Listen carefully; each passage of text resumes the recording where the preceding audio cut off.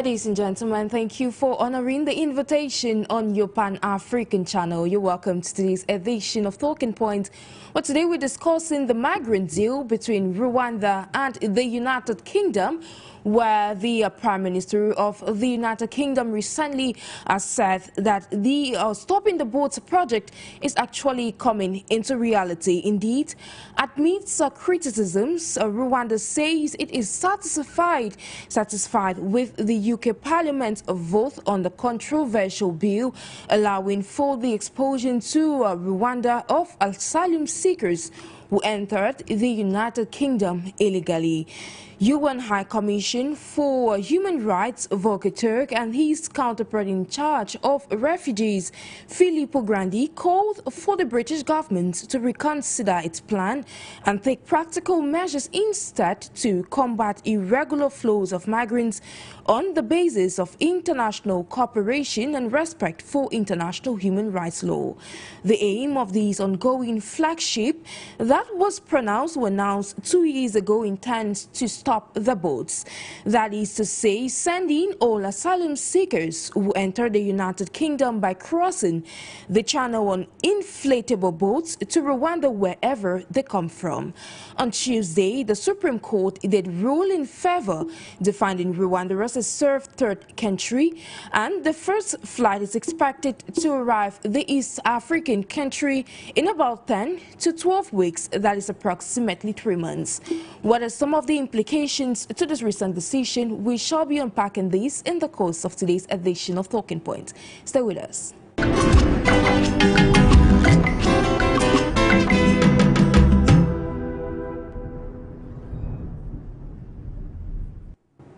If you're just tuning in, ladies and gentlemen, this is Talking Point over your Pan-African channel for you Media Africa. Like we mentioned in our preamble today, we're discussing the migrant deal between Rwanda and the United Kingdom, where of course the UK is expected to send some illegal migrants to the East African nation. Well, to evoke this topic of discussion, with me in the studio this afternoon is Apostle Dr. AMBE Valentine, who is a political analyst and entrepreneur. He doubles as a pastor. Greetings to you. So you're welcome to today's edition. Greetings, Sharon. Greetings, Cameroonians. Greetings, Africans. And welcome to today's edition of Talking Point. I'm excited to be here, and I'm also sad with this deal struck between Uganda and Rwanda and the UK, beg your pardon, over the lives of the migrants who have struggled to look for greener pastures over there. I was in the UK last year, September, and it was but talks. Now it's becoming a reality. This subject matter came up in April 2022, and the Supreme Court ruled it as unlawful to judge African migrants in an African country.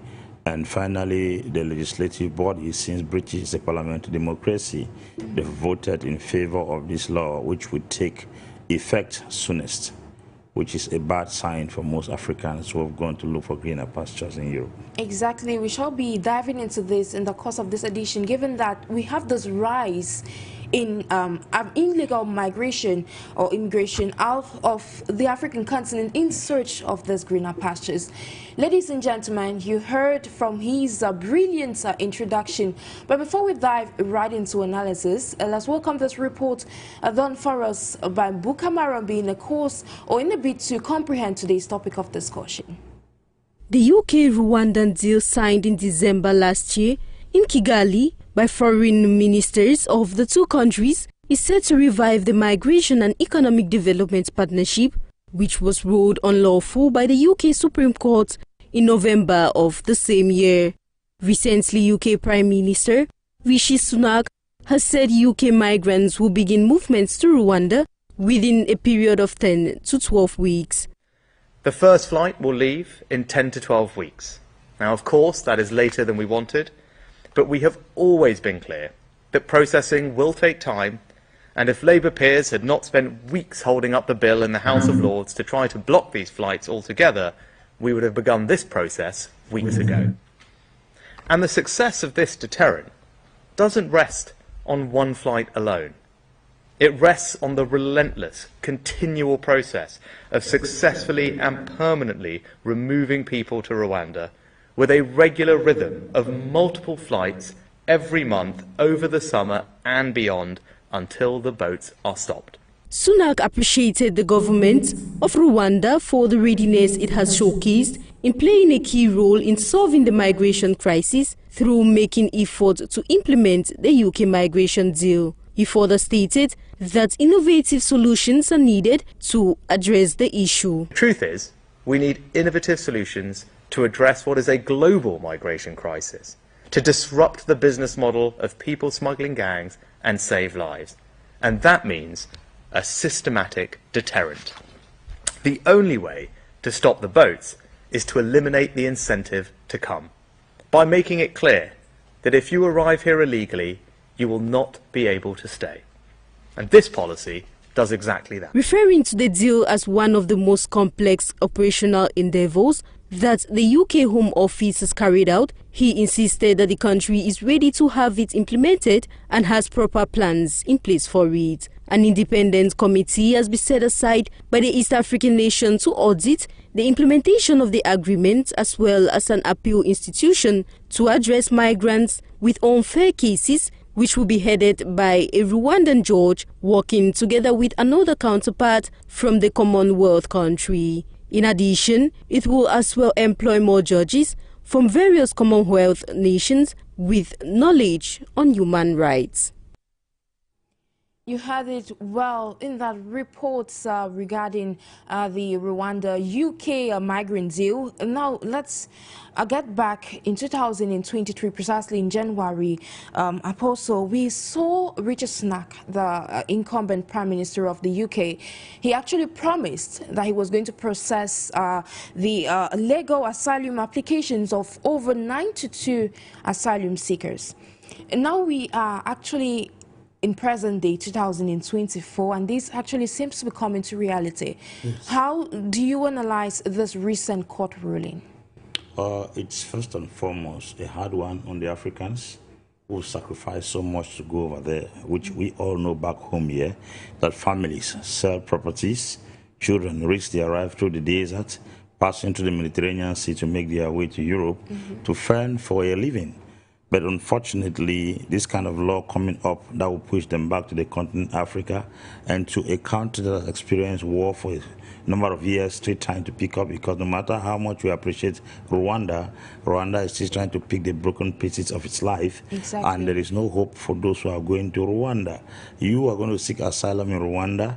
You're going to stay there for some time. According to the law, asylum seekers are not permitted to work in the UK, and if you are not granted asylum, you can find something to do in Rwanda. Rwanda is a middle-income economy that is not been able to take care of its own personal citizens. Talk less of accommodating strangers who are coming from other African countries to stay there. But anyway, this thing boils back down to a business deal.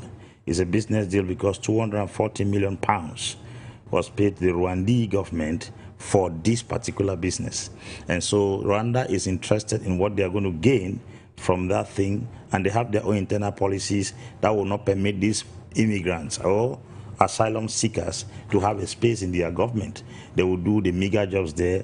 In other words, they are trying to tell you, when you get frustrated in Rwanda, pick your bag and go back to your nation. So it's a very nice way of denying Africans the privilege to enter into the UK. Also, is to reduce the influx of Africans into the UK. Exactly. This is because of what happened some few years ago when Britain practiced Brexit. When they came out of the European Union, something happened. They now asked the Romanians, the Cyprus, the Estonians, and all the other European countries to seek for citizenship. They said, I can't be in Europe and be seeking for citizenship. So the Polish, the Romanians, those from Estonia, all they went back to their country. So there was a shortage of labor in Britain. And because of that, they now open what you call the certificate of sponsorship, which was to bring in workers from Africa. So many companies in Europe, in London, in the UK began bringing in workers from Africa. Now it has turned into a business. People are no longer going again to London to work. They're just going there to fill the streets. So the repercussion of that decision that was signed in the parliament is now bouncing on them. So definitely they are now introducing a measure to curb the influx of migrants in their country. So this idea is a nice way of telling you that we have had enough of you Africans in our country. We no longer need you guys here anymore. Rishi Sunak also is a migrant because of Indian origin. The wife is also a migrant and a practicing Hindu.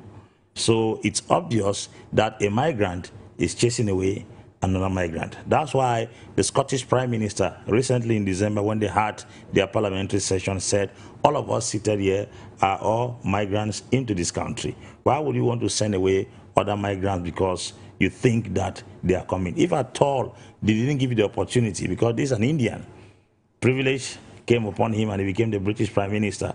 Now he's setting rules that send away other foreigners like him. I mean, he should have searched his conscience before taking such drastic measures until the parliament is voting this into a bill. Now you evoke the issue of him being, say, a migrant from India, but that is not the point of focus. Now, given that he is of Indian origin, could these treaty or could these agreements between the Rwandan government and the UK government be some sort of political strategy for him to be able to stay in power? Because that was one of the reasons why he was able to ascend as the Prime Minister of the United Kingdom. Of course, nothing goes without politics. This thing is the root of this particular action is to secure his stay in power. You know, politics in Europe is not like what we have in Africa. Politics in Europe is proof. You don't have political enemies in Europe, you have political rivals. A rival is somebody who beats your manifesto and your ideology. An enemy is somebody who wants to eliminate you as a person. What we practice in Africa is political enmity, while in Europe is political rivalry. So we use manifesto to beat our opponents in Europe, while we use a gun to beat our opponents in Africa. We even struggle to eliminate them. Considering Rishi Sunak's position, you know Boris Johnson messed up. And so he is coming to cover that gap and to clear up the mess. So he will do everything possible to win the attention of the British people, let them know he's a more excellent leader than the previous leader, that he has come to solve the problems the previous leader could not solve, that he has come to provide solutions to the things the ex-leader could not do. So by introducing this, he gives the British people the opportunity to understand that he is for the British people first, because every nation has a pride in a leader that considers the nation first. That's why Trump was able to rise up in America. He said, Americans first. The reason why the Gabonese never kicked Omar Bongo out of power, he had a slogan, Gabon d'abord. It means the Gabonese first. So Rishi Sunak is introducing to the British people that he has the British people at heart first before any other person. In other words, he's securing the destiny and the legacy of the British citizens from one generation to another by making sure that strangers do not come and occupy the bounties and the goodies that are in Great Britain. But you see, as a foreigner or as a migrant also in that country, he should have had also that soft side, that if at all the parents that brought him in that place, if they were not given the opportunity also to settle, like what he's trying to do now to other parents and other families, obviously he wouldn't have been the Prime Minister of Britain today. So it's something very serious. It's political. Yeah, everything revolves around politics, so you see. And now we're looking at Rwanda. Rwanda, which is a small nation, like you mentioned. The country has gone through a lot in the past years. We remember the 1994 Rwandan genocide, and the country is still reeling 30 years after from that massacre that befell the African country. Now, the other countries in the sub-region, let's quote the Democratic Republic of Congo, for instance, that has conflict, but yet we have people they're fleeing from this ongoing conflict, and they find themselves seeking refuge in Rwanda. Now we're looking at an estimated a mass of 92,000 to be able to leave the United Kingdom to Rwanda. With a nation of close to 20 million people, do you think the country is really going to be able, or the country has the resources to be able to tackle or handle the current situation? That's the situation. That's the question we keep asking, because even Sudan and South Sudan have refugees that keep flocking into nations like Rwanda, Kenya, Uganda every single day. Now, Rwanda cannot tell us that they have that surface area, they have the resources, they have the produce that can protect or secure these indigenes who are coming into their country. Then in addition to that, they are signing a deal with Great Britain to send asylum seekers into Rwanda. It gives a question mark. Rwanda has a serious problem at the border of Kivu in Goma, in the northern part of Congo, yes, where they have the M23 rebels, who are the Hutu rascals, committing all kinds of atrocity to extract cobalt and gold in that part of the country. There is instability at the border of the country. That is a battle they have not yet settled. Tshisekedi is threatening fire and brimstone that he will launch war against Rwanda. Then he opens up now that strangers should come from Europe and settle in Rwanda. How secured is Rwanda? What provisions does Rwanda have for the people? Rwanda is a fledgling economy we know is still struggling to pick up.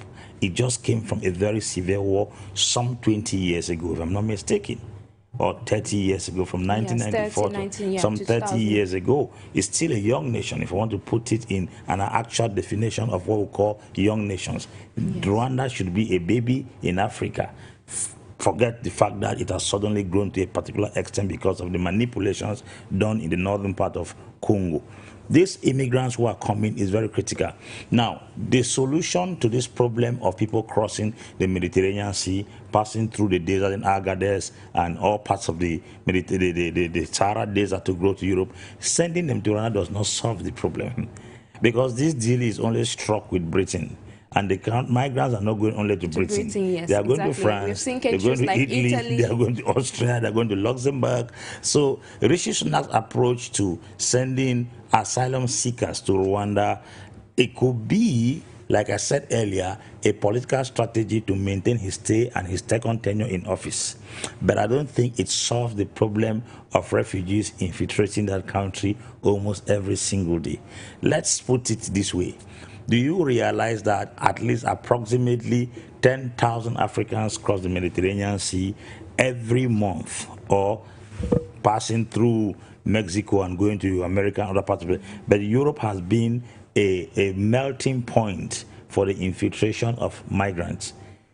Passing, people dying. We keep having results of ships sinking in the Mediterranean Sea, boats sinking in the Mediterranean Sea, people struggling, yet you still see mass number of people still crossing every single day. How does that help to solve the problem? Is everybody going to Britain? Is everybody going to the UK? So is it telling us that almost every other country will sign an accord with Rwanda or any other African country to send migrants back to this continent? No. I think it is time for them to understand that the inconvenience that is caused in Africa is what is falling back upon them as repercussions. Yes. There are structural adjustment programs, there are privatization, the Millennium Development Goals that they introduced since in the 80s in Africa is not working. Because if you go to the 8 Millennium Development Goals, infant mortality was one, maternal health was another one, the fight against HIV and malaria in Africa, then sustainable development in fledgling economies.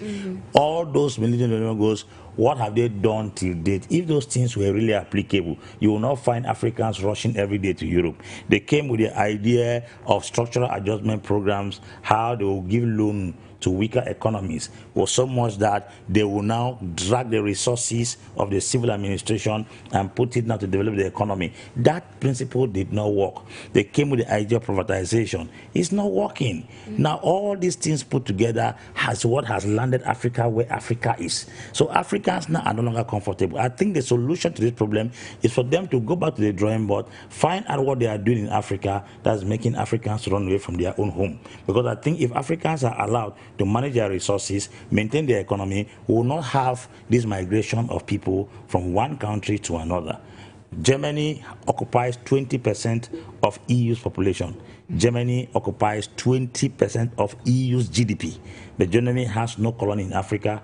Germany does not extract from any country in Africa. Have they asked themselves, why is Germany making so much impact and being the giant in the EU without having a country like Cameroon, like Gabon, Central African Republic, Mali, Congo, where France, America, and the rest are extracting resources? A country is independently making impact in Europe.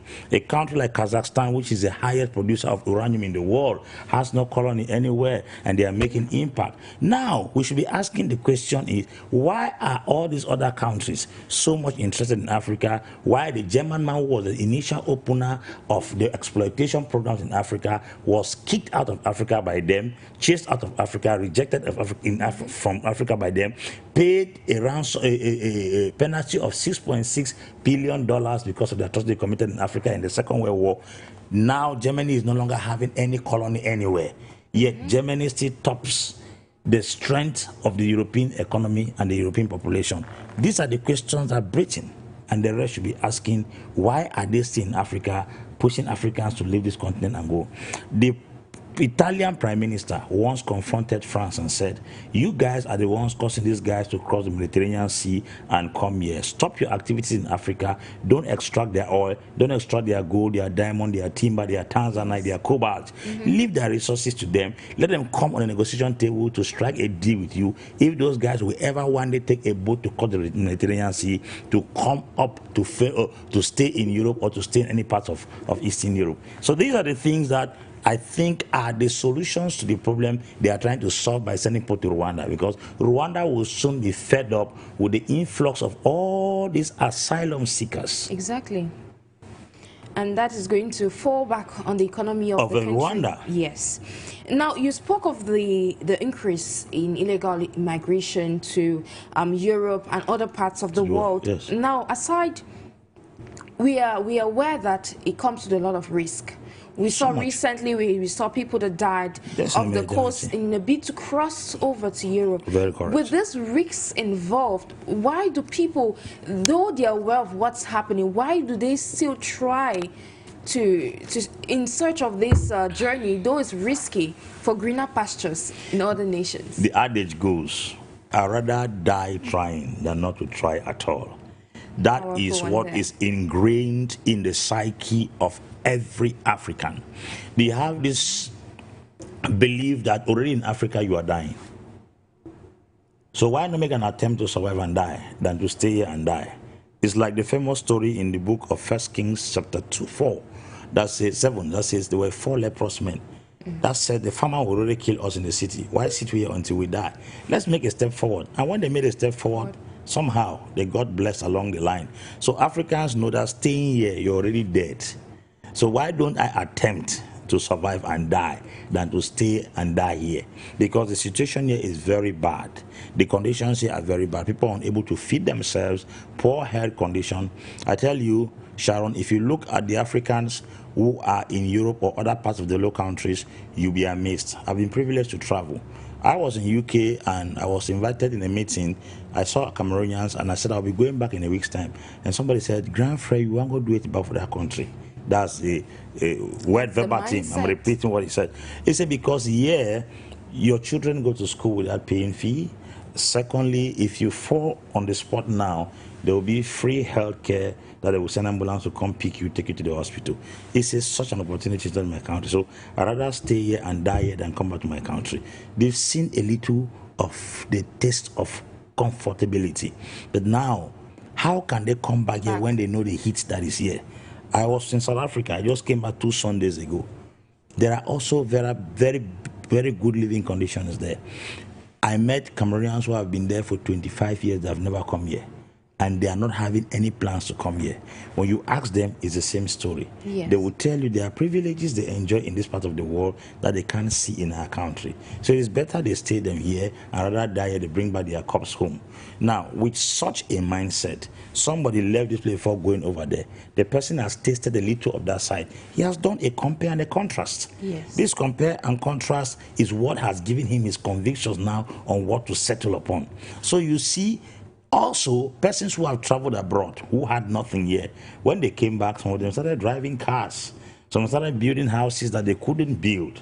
I met a young man in the UK. After working for a month, he was able to secure, after paying all bills and everything, he had $1 million francs CFA in his hand. And he was weeping. He said to me, I did not have 1,000 francs when walking the streets of Cameroon. But here in a month's time, I'm able to hold a reserve of $1 million francs CFA. And he was weeping. And he said, Grand Frère, I don't know what to do. If I had come here earlier, His regret was that he had not come here earlier.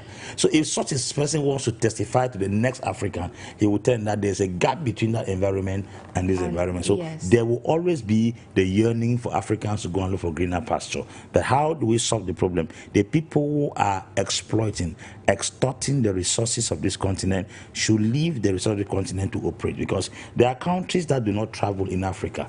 Countries like Mauritius Island, the individuals don't travel because there's also free education there, there's free healthcare, there's a comfortable environment. If you go to Botswana, that's the same thing. I was teaching in the University of Potchefstroom in northwest South Africa. I saw students there who came from Botswana, and they told us that they came there just for a kind of excursion. Yes. To be sincere, they don't like traveling them out because their country is very comfortable for them. That's Africa. So why don't we give other African colonies the opportunity to breathe? If they breathe, we will not have this constant movement from one place to another. African countries that did not travel in those days were Gabonese. The Gabonese did not travel in those days because sufficient money was circulating in the economy.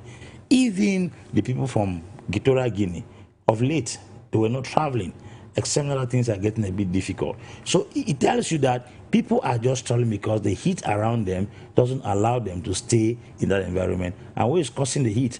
The same people who are trying to push Africans back to Rwanda are the same people who are causing this heat all over the continent Africa. So let's allow Africa to breathe, and we'll solve the problem, because very soon Rwanda will not have space, Rwanda will not have food, Rwanda will not have security for all. Has also Rwanda thought that these people can come and start constituting nuisance in their country and provoke insecurity, and they can come and stir up an uprising that can lead to a civil war in their country? Have they put all these measures together before falling for £240 million? Well, we're looking at the influx of over 92,000 people to that part of the African continent. Now, like you mentioned, you spoke of policies in the different African countries that are a hindrance or somewhat favoring this mass movement or influx for people from the African continent to the other parts of the world, so to say.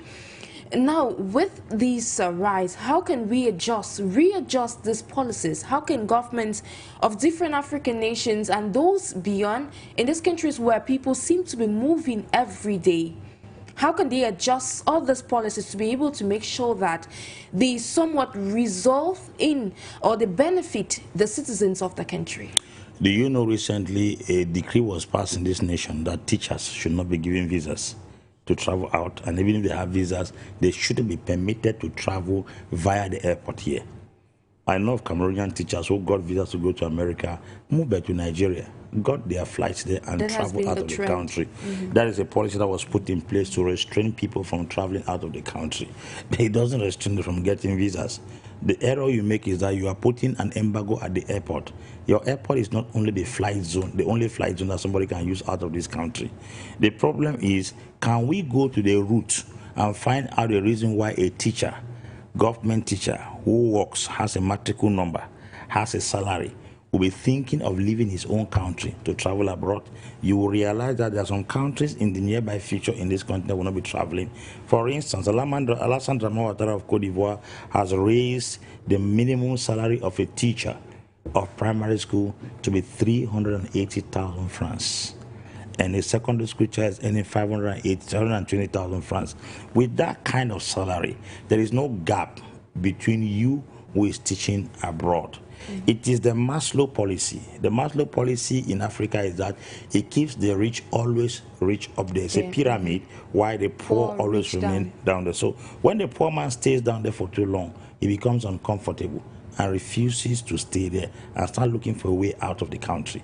Because you will realize that tomorrow, people may not even run away from Cameroon to Germany or Cameroon to UK or Cameroon to America. They will look for the neighboring African country that gives them comfort, a life that can be comfortable for them to move there. A Cameroonian can move and go just to Botswana, and his salary is 1.2 million. How do you explain that a teacher in Rwanda earns, a medical doctor in Rwanda earns 750,000 francs a month, while American doctor here earns 250,000, 300,000. When Cameroonians begin to look now on how to go and be medical doctors in Rwanda, you may think that they are mad. Even lawyers. Because that's what I'm letting you understand. They are becoming more comfortable there because the standard of living there is a bit high. Yes. That's the same thing. So when we don't go to the extent of building an economy that can comfortably keep our best, other economies, we constantly suck the best we have in the economy. I know of so many secondary school teachers in Cameroon who have abandoned their jobs here and they played the American lottery and traveled to America. Others found their way through other means to travel to America. Most of the people you see passing through Mexico, Guatemala, and the rest of the countries, they are educated people. They got degrees from universities, master's degree from universities, somewhere, even government workers with matricle number, but the salary they earn could not even first and foremost fend for themselves, talking of fending for their extended family. So both, because of that, they start thinking of how to push themselves out of the country. These are some of the things we need to look into before we start considering to curb the outgoing of our citizens from other countries. And one other damage, Sharon, I'm telling you today, and I'm talking to all those who are following this program, is this. There is intellectual flight. Yes. We always talk of capital flight, but there is intellectual flight. Intellectual flight is when the best brains of a country, they are taken off that particular country because the country cannot meet up the demands of those best brains in the country. But we also have financial capital flight, where most of the people who are trading here, they don't save with our banks. Like the Chinese don't save with our banks. Chinese have no account in EcoBank. They don't have any account in UBA Bank. They have any account in NFC Bank.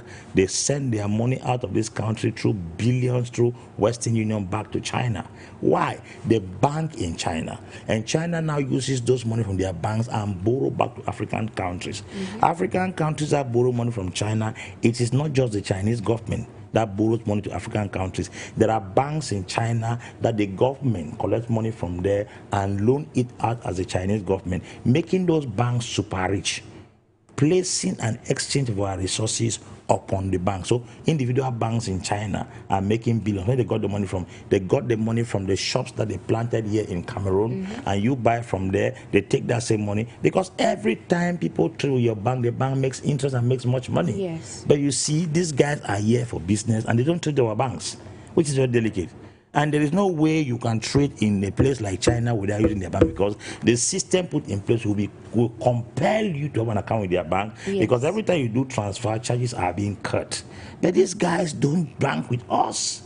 And that gets us to a point where we need to start thinking how to re-strategize. Of course, Sharon. We definitely have to go back to the drawing board and ask ourselves some sincere questions. Because if a child begins to tell you that they are not comfortable with this house, then you have to start working ways out to make that child become comfortable in the house. This is where we have a trouble in Africa, because we have not asked any sincere question, if at all, why are our children running away from this continent? Even the ones who want to use, you may be surprised that there will be a shortage of teachers in some years to come in this country, because people are practically abandoning civil service duties and taking off for other countries to go and find their way out. Unfortunately, the Africans who have left here and gone out, they are the ones who advertise the countries that are over there. Work permit in Germany, work permit in Ukraine, work permit in Czechoslovakia, salary 1.2 million. When somebody sits and look at what he is doing here for 300,000, and tempted. He's tempted to fly out to go and get one for 1.2 million. I met a young man who traveled to London, got a master's degree that they call him Dino. Maybe he's watching this program. We were in the same house in London. He stayed there, and then the father told him, when you are done with your studies in London, come back to Cameroon. Dino came back to Cameroon. I was working in a credit union. The father was part of the chairpersons of the credit union. Unfortunately, the salary that was given to Dino did not compare to what he was earning as a student while working in the UK. He not got the document and traveled back. I met him in London.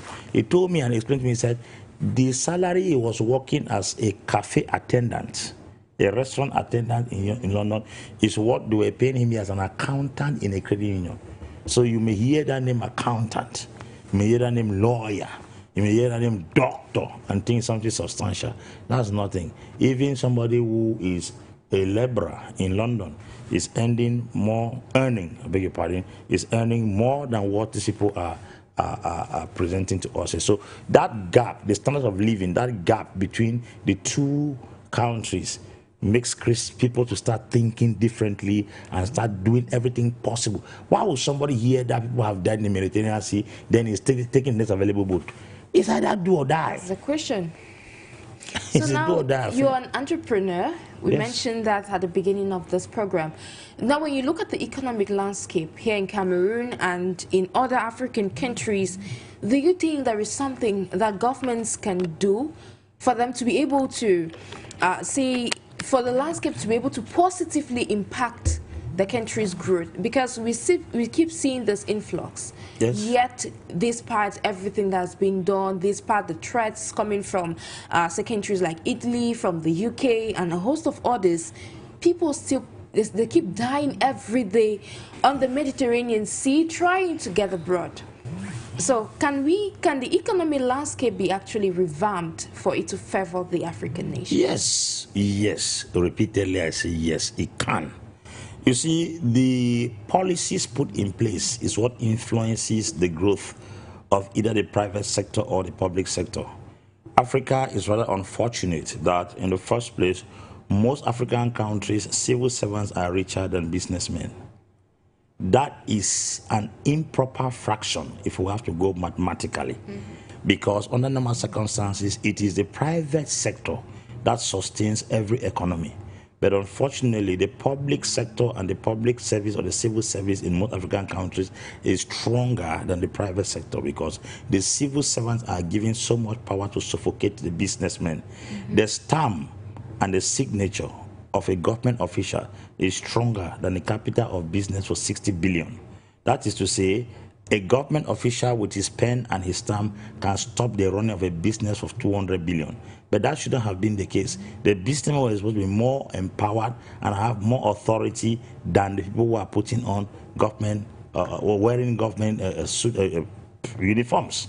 So because of this, you realize that people who are instead financially buoyant in the economy are the people who have been given the authority to exercise dominion over those who are in the business sector. So if at all the economy has to be revamped to make it in such a way that everybody can be comfortable in the economy, power should be shifted from the civil servants to the businessmen. The businessmen are the ones that control the private sector. They're the ones who control the economy. And if at all they are able to create more jobs and more opportunities, you will realize that many people don't go out. I think the civil service is to set up policies that will cause the businessmen to pay comfortably those who are working in their sector. But you see, unfortunately, the civil service is using their pen, their signature, and their stamps to crack down those who are supposed to boost up the economy in the boost of the financial aspect of the economy. These are the things that we are facing. So the policies must be changed. Secondly, we have to allow businesses to circulate freely. Businesses in Cameroon don't circulate. If you want to carry a product from Manfe to Douala, you may even spend more than the capital, because a lot of manipulation takes place. The borders of Africa are not even free enough for trading. The AU signed the Africa Continental Free Trade Area Pact, but it's not effective, because you cannot carry goods from Cameroon and you are going to Gabon and you pass freely at the border. Those borders are all non-needed if we have to do proper trading in this Africa. Those are some of the things that hamper the business sector in our countries in Africa. And once the business sector is not strong, there is guarantee that the people cannot live a comfortable life. The private sector. That private sector is what is making every economy in Europe very effective.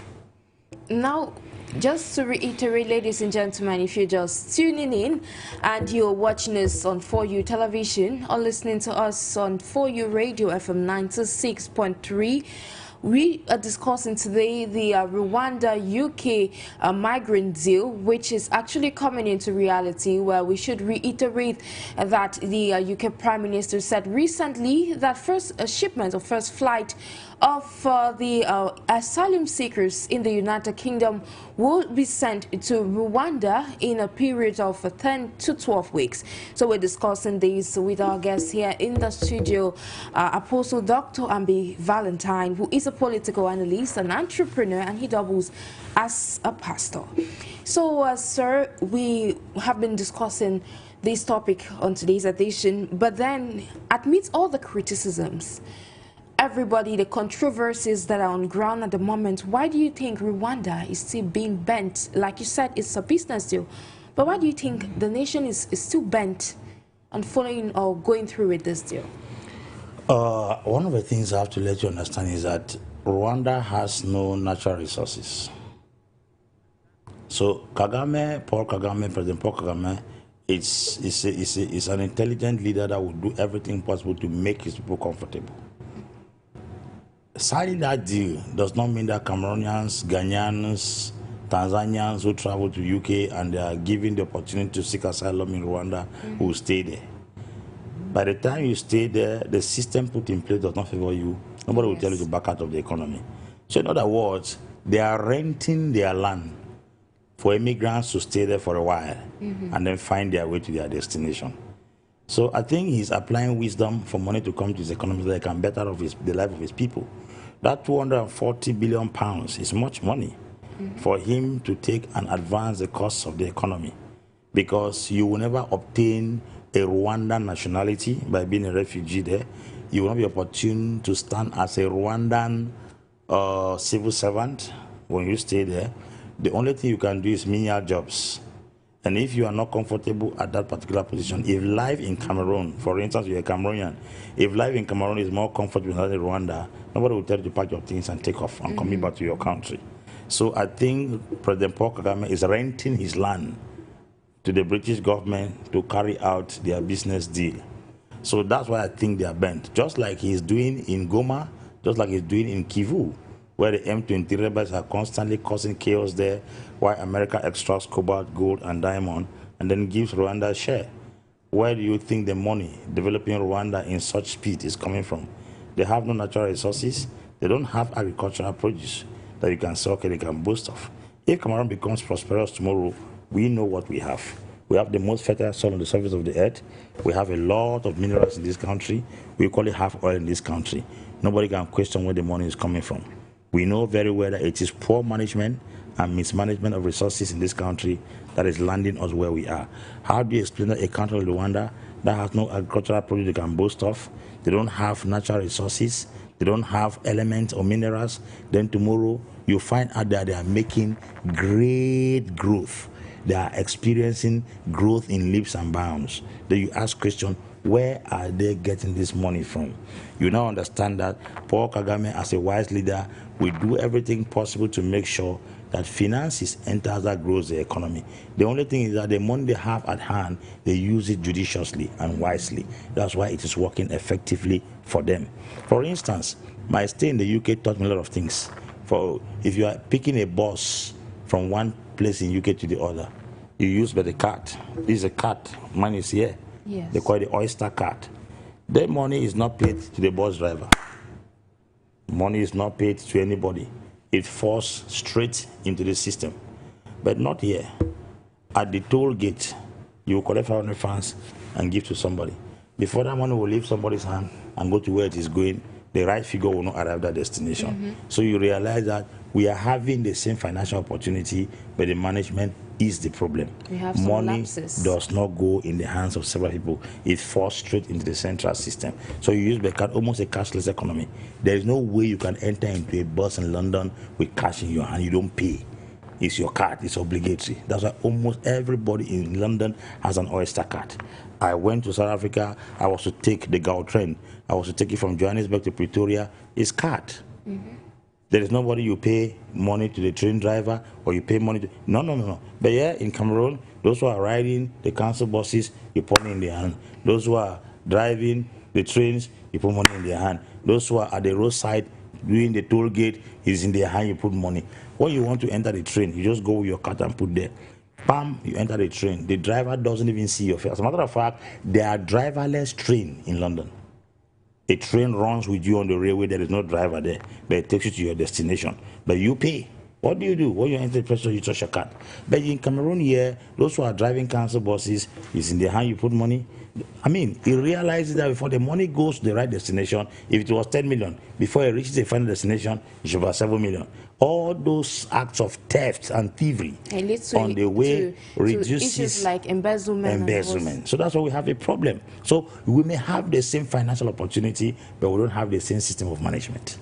Problem of management. Yes. And now over the years, I've seen you impact young people, young leaders across Cameroon and Africa. Now, with this in mind, when we look at the education system, not just in Cameroon, but we're looking at the education system in other countries, why would somebody leave Cameroon, for instance, and go to Rwanda to study law, whereas it could be done here in Cameroon?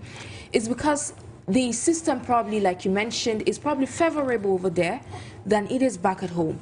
When you look at these various education systems, do you think that revamping them would be in a way or be a way of addressing this issue of illegal migration from, say, Africans moving from their home countries to search for greener pastures in other parts of the world? Of course, our educational systems in Africa, most African countries, not all, it's a farce. This is because, how do you explain that in Cameroon, when you obtain a degree from the university in law, you have to sit down till you write the bar exam to become a lawyer. So they created a name called barrister. A barrister is a lawyer that has passed the bar.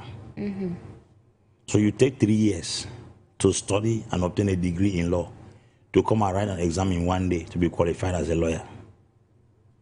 What's the essence of that? That Sharon spends 3 years in the university, obtains a degree in law. That means they groom you as a lawyer.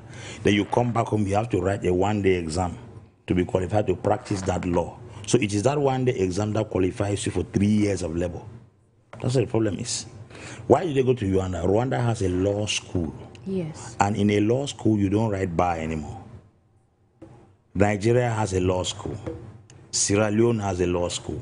When you go to the law school, you don't come back. You are just integrated into the Bar Association of Cameroon and Rwanda, Cameroon and Nigeria. So people easily go out because the way there is easy. Why would such a system of education be in other countries and we cannot build a law school here? According to the Cameroonian constitution, the bar exam is supposed to be launched every year. But it has been for almost about 8 to 9 years. They've not launched it. So all those who left university with degrees in law almost 8 to 9 years ago, they have been around because they don't have the legal right to practice because they have not been called into the bar. Meanwhile, somebody who left school in Rwanda has been a barrister since. Somebody who left law school in Nigeria has been a barrister since. It tells you that the educational system have some differences. Yes. And these differences are the reasons why people make fast progress more than others. So we are in a bilingual country. Sorry to cut you short, but can we come back to that? We just have a caller online who is trying to reach us all the way from Benin. Could we get you, Mr. Sidi? You're welcome on board. Good afternoon, Madam NJIX. Mr. Sidi, are you with us? Good afternoon, Dr. Valentine and Thank Prince you so much for SAMBIT. joining us. Please ride on with your contribution. I would like, before starting speaking, to greet very well my friend, Dr. Valentine, and I really appreciate all what he said. This is very fantastic. Thank you, Doctor. I would like Africans to know something. You know, during the colonization, they succeed in doing something, the Europeans. They install a colonial system of education, which is useless for our development, and for even our mentality has been, let me say, distorted. So if we continue to think in their own way, and if we continue again with their economical and financial system, we will never get development. It's not a matter of opportunity or what. If we will continue in the same system, if we will continue in the same way of thinking, even if we work 1,000%, it's not 100%, 1,000% per day, each African will work, we will never get development. Because if you work, there will be only the only who will get the results. Because we don't know even what is their system, how it is ruling, and how it is guiding. They are being changing it as they want. What I want to ask to our doctors and all our universities, head of universities, is to think Africans' own ways, systems of economical system and financial one. Because we have our own system. We have to go back to our ancestors. We have to go back to our deeper Africa, where we will find our own way of financial way, economical way.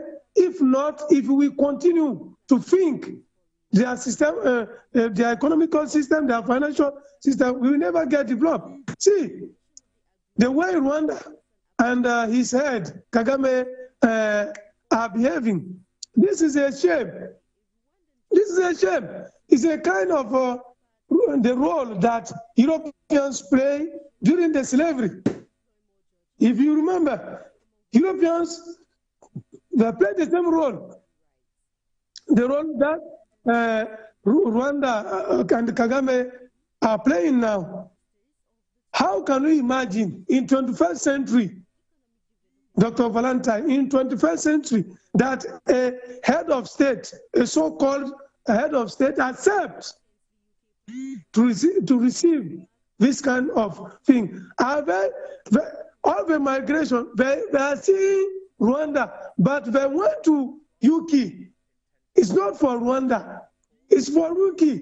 And now you, Africans like us, you accept to do that thing for us. This is not good, and this is unfair. It is the one, there are the one in UK, in France, and all the Europeans, even Americans, who oblige us to leave this situation because they are teasing us, they are stalling our resources, and even now they create an economical system which is not good for us, which obliges our young people to go for migration. So if we migrate, it is because of them. So Rwanda is a shame for Rwanda and for, let me say, Kagame to do what he's doing now. And now, what I want to ask again is to call our doctors, Dr. Valentine, to think about our own system and give up. I mean, give up definitely the Europeans and American system of thinking and the financial way. Because if we don't do it, we will never develop. So that is what I would like to add on what our doctor said, because I totally agree with what he said. I totally agree with his method and his thought. And now I will just add something what I have already said. So thank you once again, Dr. Valentine. Thank you, Prince SAMBIT, and the Queen of Africa, NJIX, NABESEH. Thank you very much, and may God bless you. God bless you. I know we will win this fight. We will win this fight again. Anyhow, we will get our development. May God bless you. Pan-African media, I mean, for your television and overview of the world. Thank you, Mr. Sidi, for your contribution on today's topic of discussion over Talking Point. Like he said, before we come back to what he actually said as his contribution on today's topic of discussion, I would like you to continue from where you stopped regarding revamping the education system on the African continent in a bid for us to be able to address this issue of illegal migration. Yes, like I said earlier, if at all our education was that practical and very pragmatic in its nature, we would not have had a lot of people rushing out of the country to go and do menial jobs that if they had taught them creativity, they would have created them to pull others from other countries to come here and check. The reason why we are rushing over there is because those guys have a lot of craft on ground and they've created a lot of working space and they pay comfortably workers. That's why a lot of us are rushing there, because we think jobs are everywhere. As a matter of fact, there are so many jobs we have done in Africa here to go and work there, not because the job is different, because the salary is different. There are people who have refused to be cleaners in Africa. They've refused to be teachers in Africa. They've gone over there, they are cleaners, they are teachers. Yes. There are others who have refused to do other things here. When they go there, they do the same thing. The difference is that the salary there is different from what is available here. What makes the salary there more heavier than the one here is because of the per capita income and the stability of the economy. It makes their finances or their currency first of all higher than ours. So by the time you are working 1,000 francs, 1,000 euro, you're already at 650,000 francs CFA. That 650,000 francs can take you a whole 2 to 3 months or 4 months to work here. But you can get that money within a week over there because the economy has a very heavy system. Yeah, human capital. Good. Now, coming back to our system of education, I also want to lay emphasis that we have a transferred system of education from Europe to Africa. But you see, that education has a question mark. You and I were taught in our school that we studied the Anglo-Saxon system of education. Yes. And since Cameroon being a bilingual country, the French people studied the French subsystem of education. In other words, what was in London or what was in Great Britain was transferred to Cameroon because it is the Anglo-Saxon system of education. Now, to the best of my understanding, Sharon, that Anglo-Saxon education I saw in London produces the car called Jaguar. It produces Range Rover. Yes. It produces Caterpillar. If at all that education is what was transferred here, why is it that that portion of education that produces Range Rover did not come with a curriculum we have here? Now we have the French subsystem of education. It means what was studied in France is what has been transferred here. If at all we studied what came from France, France produces Peugeot, it produces Renault, it produces Bugatti. France is also among the 3 countries that produce the aeroplane called the Airbus. The Airbus is fabricated, part is fabricated in Toulouse in France, another part is fabricated in Stuttgart in Germany, the other part is fabricated in Madrid. These 3 countries are responsible for the Airbus. And I entered by the Airbus with SN Brussels before I traveled to London. That means that Airbus I flew inside was coupled by France, Germany, and Spain. Yes. And then we have the French subsystem of education. Since education came here many years ago, we've not been able to produce bicycles, but that education produces Peugeot in France, it produces Renault in France. How come they transfer an education to us here that is not as productive as the one as the one they claim with the to study? Yes. So that's the reason why we have to go to the drawing board and form our own curriculum. Yes, the ones we can teach our people, that applies within the content of Africa. I think if we go that way, it will help us a lot. We study a lot of things we do not need. Do you know all the persons that taught you from primary school to secondary school taught you to be poor? The teacher you taught in primary school is poor. The secondary school teacher is poor. The university lecturer is poor. So if from kindergarten to university, poor men train you, what do you want to get out? What do you want to produce? That is a crazy one. But all the same, ladies and gentlemen, unfortunately, we're really apologizing that we couldn't display the topic of today due to some technical glitches. But we're discussing the Rwanda United Kingdom migrant deal, where Rwanda has recently said it is satisfied with this deal that seeks to bring about some asylum seekers from the UK to the East African nation. We're evoking this with our guest, Dr. AMBE Valentine, with regards to the African continent, which happens to be the context. And now, you've said it a lot. Now, back to what our caller said earlier, Mr. CD. He said a lot of critical points. He said points like Africa should be able to get back to its roots. Yes. He spoke of ancestors and a host of others in a bid to comprehend what actually applies to the continent. How do you react to his contribution? I think he has a point. I really appreciate his contribution because, to be sincere, before we were introduced to this theoretical system of education, yes, that ended up producing clerks, ended up producing court registrars, ended up producing people who can only speak good grammar and they cannot practicalize. Africa had an industry and a technology that was growing.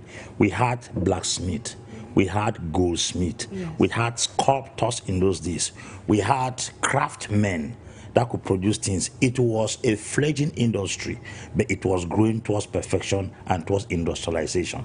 But in the middle of that period, colonialism was introduced. That took us out of practical education into theoretical education. So much so that in those days, when you went to the plantation and came back as a clerk, you were considered as a nobleman.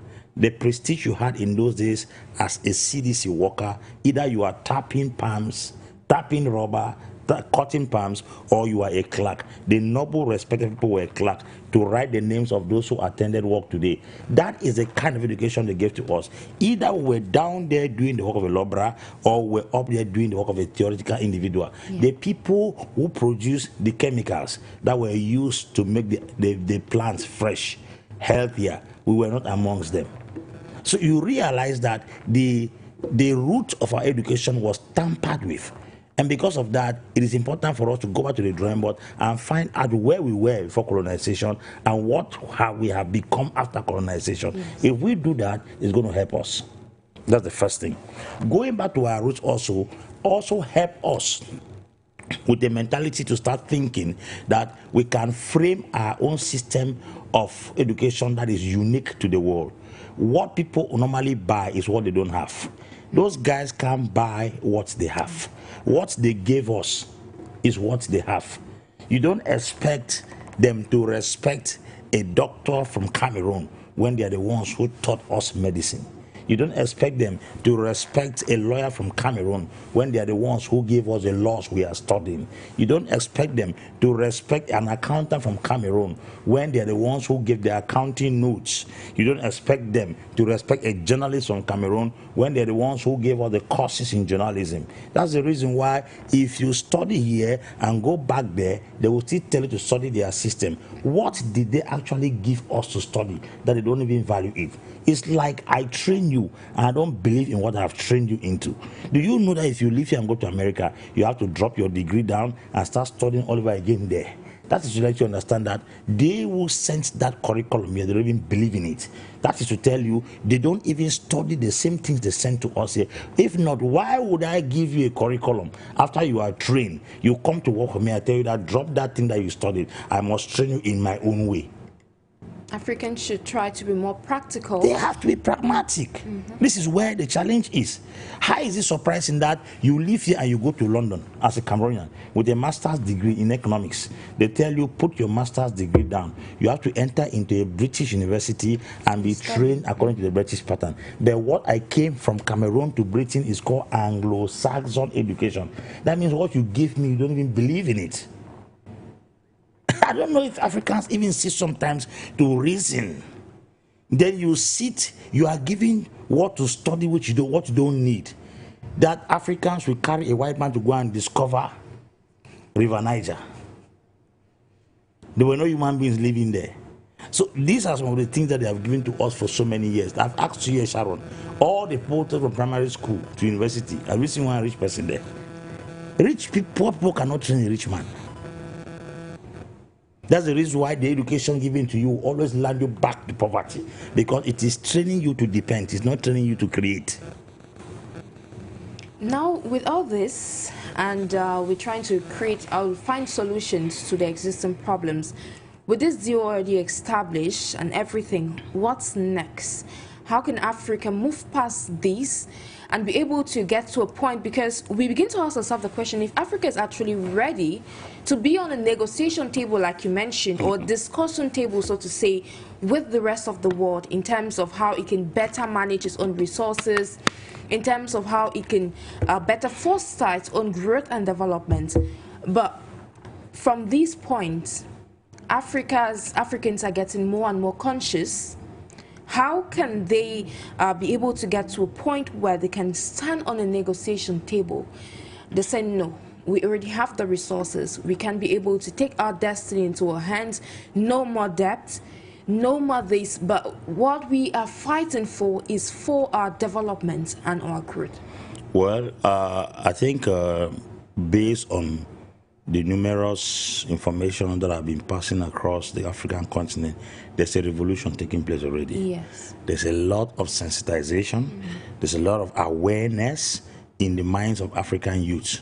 So much so that if you look at it critically, Africans are so much not interested in investing back home. If you look at the charter of the AU that came with the Africa Continental Free Trade Area, it's also a strategy of trading amongst ourselves. Yes. People who don't trade amongst themselves don't prosper. Americans and Europeans intertrade among themselves. China has also added there right now. That's why you find them, they are the big guns of the world.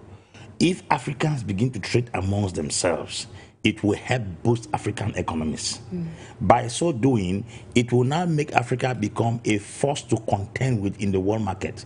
That you see, almost everything that you and I wear, eat, as a matter of fact, smell like is Chinese. It keeps coming from there, and that asks a question. It puts a big question mark. Of course, on what we produce.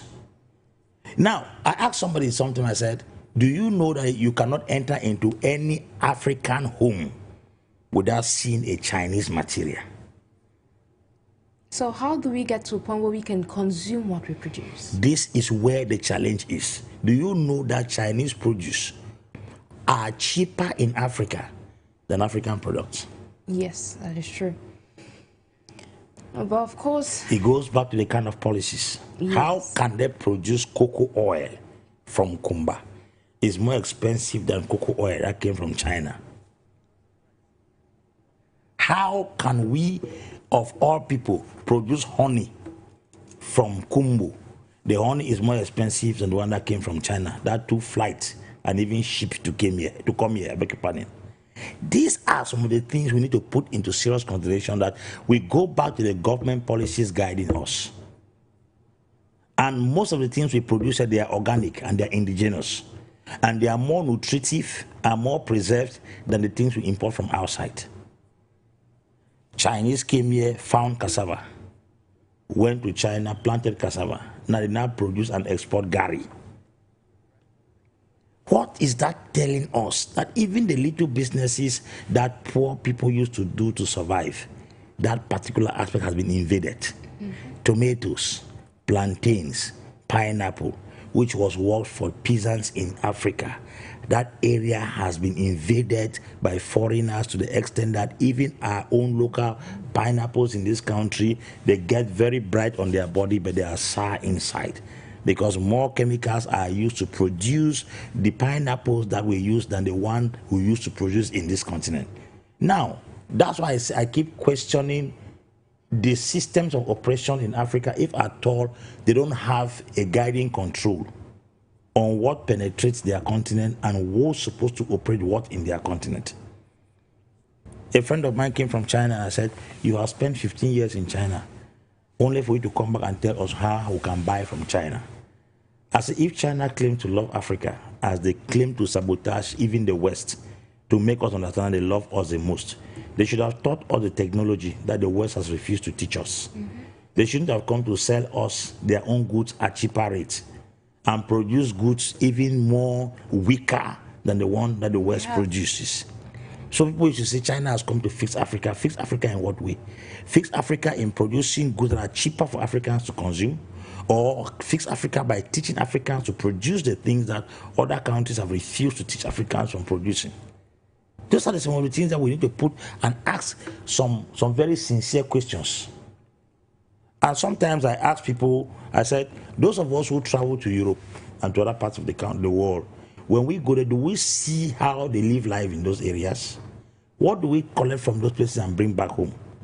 When a Chinese man travels to America or to Europe, when they are coming back, they come back with a bag of CDs, compact disc, USB cables, the USB keys, where they have gone there with images, they have tapped information, and they have carried videos back to their country. An African that goes there comes back with used mattress, used fans, used vehicles.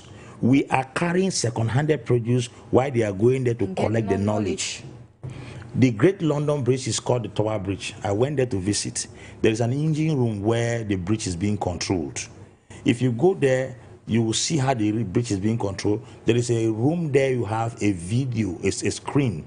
All those who constructed the bridge, each and every constructor has a slot of what he did to contribute to the bridge to what it became. When I went to that sector, I saw research students that came from other countries. First, Chinese were there, Japanese were there, Indians were there. I saw no Africans. These people came there to sit down and take note from all those who constructed the bridges. Tomorrow you will find similar bridges in Japan, you find similar bridges in America, you find similar bridges in China, you find in India. What you have in Africa is the pictures of the bridge. The Africans go there and snap and bring back here. You will pay money to go around that Tower Bridge. It's a good touristic site. You pay £10, which is approximately 8,000 francs CFA. They take you up and then they show you, you go around, enter a lift, you come down. That money is being produced from that bridge alone. We cannot construct that 1 year because we go there to take the pictures of the bridge. If I open my phone, you will see the Tower Bridge here. Why are we going there to go and carry used products? We don't go there to go and learn what they teach there and bring back here. I think worst of it is that also the ones who travel to Europe and even become too intelligent to work like them, because of the amount of money they pay them there, they refuse to come them back home. So you see, we are working on the advantage on almost every flank. And we have to get back here and see how we can be able to retain the most intelligent and productive students in this country. If we get to that point where we can start getting more knowledge rather than pictures, yes, then Africa is ready to develop. To go forward. Thank you so much, Apostle, for your brilliant contribution on today's edition. Thank you. It's an honor to be here. It's always a pleasure having you. Ladies and gentlemen, that was the contribution of Apostle Dr. AMBE Valentine, our guest on today's edition of Talking Point. Meanwhile, we should equally give accolades to Mr. Sedi, who called us all the way from Benin, to chip in his contribution on today's edition of the program. Thank you, ladies and gentlemen, for watching, for listening. Not to mention that we were streaming live on YouTube for you, Media Africa English. Thank you for being through with us all through today's edition. I've been NJIX, NABESEH for presentation to stay in company of our numerous programs.